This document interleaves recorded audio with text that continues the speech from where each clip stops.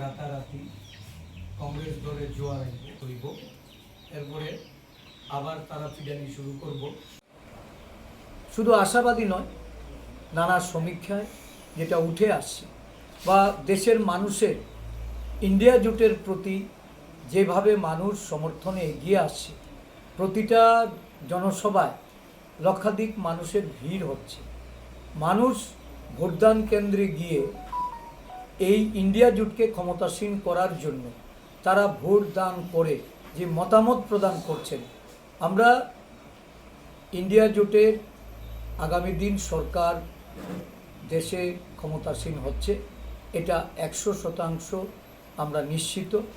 নরেন্দ্র মোদী তৃতীয়বার প্রধানমন্ত্রী হতে পারছেন না এবং দেশে নতুন সরকার প্রতিষ্ঠার মাধ্যমে কংগ্রেস দলের নেতৃত্বে দেশ শাসন করার জন্য সরকার গঠিত হচ্ছে। দেশের প্রধানমন্ত্রী বারবার বলছে আপকি বার 400 পার, আপনারা কি আসুন বলবেন কেমন পেতে পারেন মহাজোট?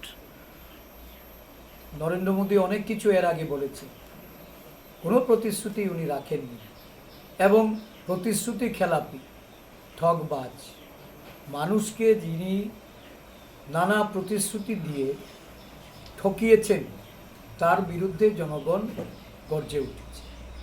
400 পারের স্লোগান দিয়ে মানুষকে সম্মোহিত করার সুযোগ এটা যে নেই, এটা বিজেপিও হারে হারে টের পেয়েছে। তারা বুঝতে পারছে তারা সরকারে আসছে না, যার জন্যই এই দেশে যে নতুন সরকার প্রতিষ্ঠিত হবে, এটা 350 আমাদের দেশের সাংসদকে নিয়ে সংখ্যাগরিষ্ঠতা অর্জনের মাধ্যমে সরকার প্রতিষ্ঠিত হবে।